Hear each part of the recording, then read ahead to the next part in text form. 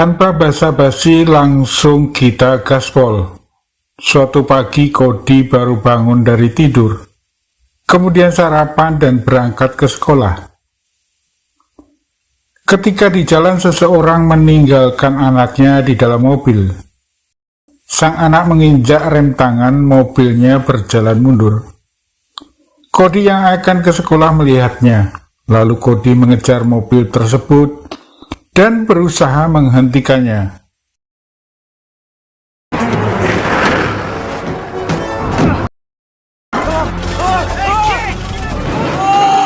Dengan sekuat tenaga dan berani, akhirnya Cody naik ke atas mobil dan berhasil menarik tuas rem sebelum mobil tertabrak kereta.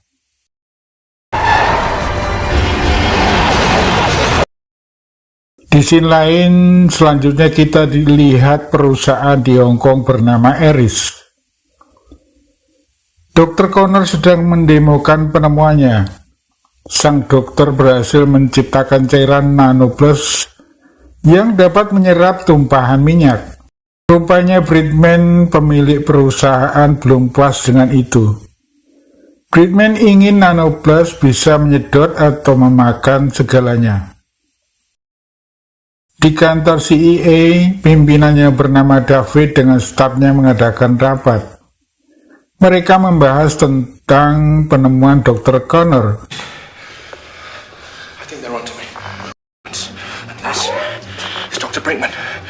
Istri Dr. Connor meninggal 2 tahun lalu, jadi Dr. Connor amat tertutup. David pun memutar otak untuk mencari informasi tersebut. Dr. Connor mempunyai putri cantik bernama Natalie. Akhirnya David akan memakai agen remaja bernama Cody untuk mendekatinya. Rupanya CIA telah merekrut remaja untuk dijadikan agen dengan melatihnya.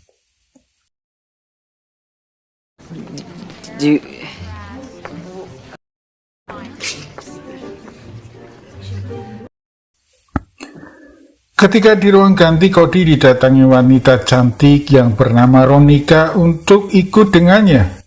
Ketika teman Cody menggodanya, lalu Cody pergi bersama Ronika. Cody dibawa ke kantor CIA. Cody disambut oleh David dengan sangat gembira. Lalu Cody diberi foto Natalie.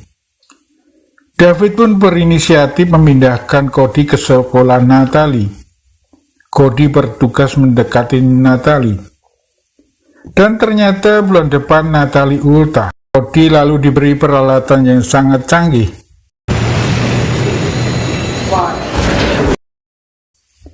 Sebuah lensa, ponsel, jam tangan, serta uang $5.000. Mungkin buat jajan kali ya. Cody mulai bertugas. Ronika menugaskan Cody harus mendapatkan undangan ultah Natalie.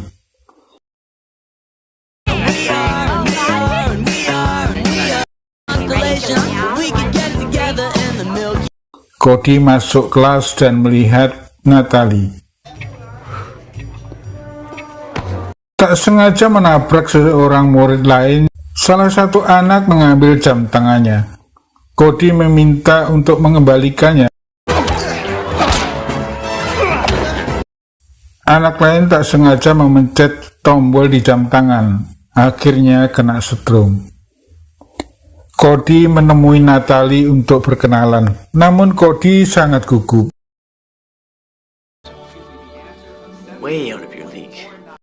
Pelajaran mengemudi. Natalie juga ikut dalam pelajaran tersebut. Natalie yang pertama. Natalie belum bisa.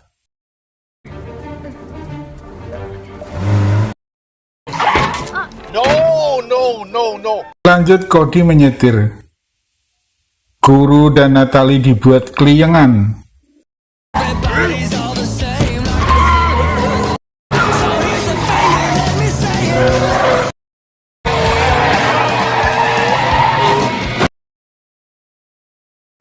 Cody bertemu dengan teman agen, lalu Cody sparring dengan Ronika.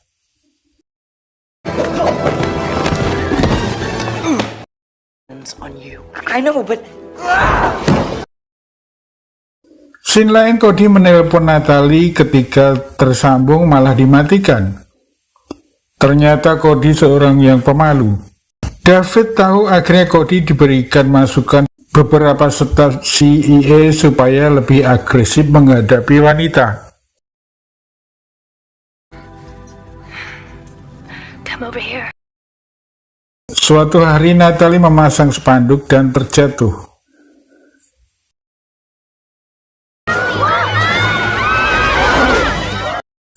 Natalie yang terluka dibawa ke UKS untuk diobati. Natalie mulai terkesan dengan Cody, lalu mengundang di ultahnya. Great. Yes, I did. You did. Hari yang ditunggu tiba. Cody pun siap ke ultah Natalie. Sampailah Cody di tempat Natalie. Cody ketemu Natalie dan memberikan sebuah kalung. Saat Cody jalan di sekitar rumah, melihat Brickman, lalu bersama Dr. Connor memasuki suatu ruangan.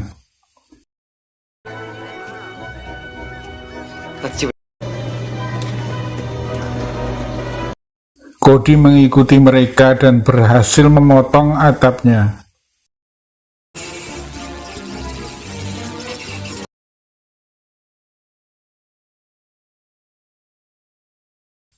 Cody berhasil memasukkan sebuah kamera. Ternyata mereka sedang menguji kehebatan Nanoplus buatan Dr. Connor. Nanoplus ternyata bisa memakan semua yang jenisnya logam. Ternyata Brickman ingin memakai Nanoplus untuk menghancurkan semua senjata Amerika, bahkan dunia. Dr. Connor yang harus melaksanakan misi tersebut. Dr. Connor hanya bisa pasrah.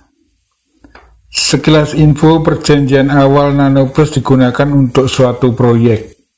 Mereka keluar laboratorium, lalu Cody berusaha mengambil Nanoplus buat penelitian di kantor CIA. Berhasil mengambil satu buah, tapi Nanoplus memakan sepatu Cody yang berbahan besi. Cody pun terjatuh. Some activity in the lab. What sort of activity? Akhirnya Cody berhasil kabur.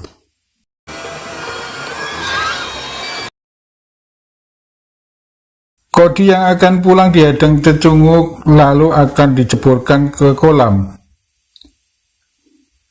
Lalu Cody menghajar mereka.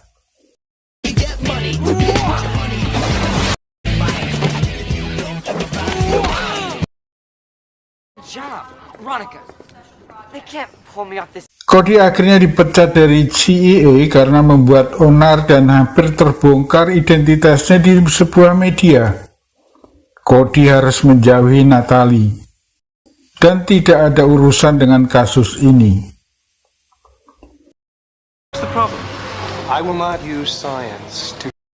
Dr. Connor terus mengembangkan penemuannya. Natalie datang ke rumah Cody. Cody langsung mengajaknya pergi ke kafe. You don't have to say anything. Tiba-tiba Francois datang.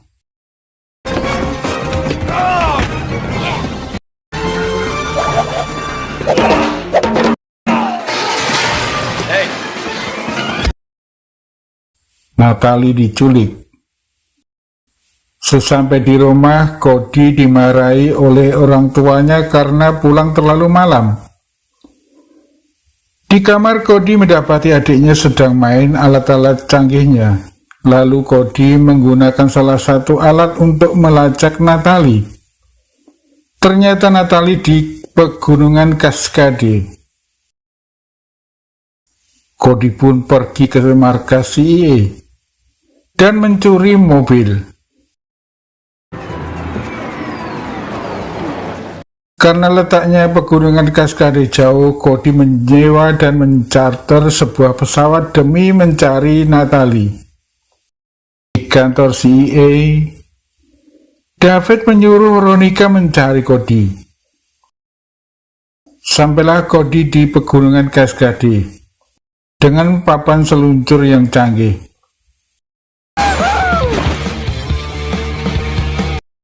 Namun saat Cody mencoba freestyle, malah tersangkut di pohon.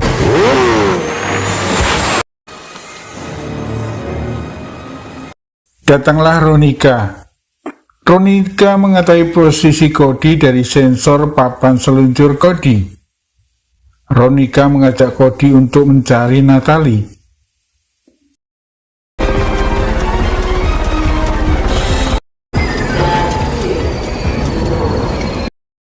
Lalu mereka berhasil menyelinap masuk ke markas Eris. Natalie ternyata dikurung. Cody langsung masuk menggunakan alatnya. Sementara Veronica memasang bom di beberapa titik. Mereka akhirnya tertangkap CCTV. You're not gonna propose to me, are you? No, I'm just hiding. I'm part of this agent development program. I'm getting to you as my... Mereka tertangkap. Cody melarikan diri. Veronica sempat melempar sebuah remote. Bridman mengancam Natalie kalau Dr. Connor tidak segera melaksanakan tugas, mereka akan dihabisi. Dr. Connor sengaja melaksanakan tugasnya untuk menyelamatkan putrinya. I can't do it this quick. I need more time. This is a very complicated problem. Cody pun muncul lagi lalu menekan tombol remote-nya.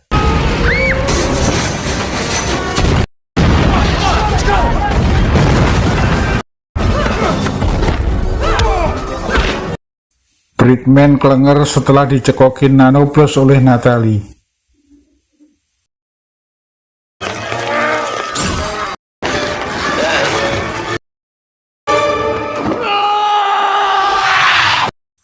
Cody menempel bom yang bisa menghancurkan markas Eris.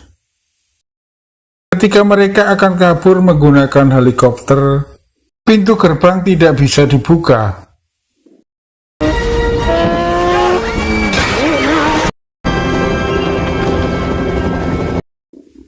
Cody pun turun mengambil nanoplus, lalu melempari pintu dengan nanoplus, supaya pintunya hancur dimakan nanoplus.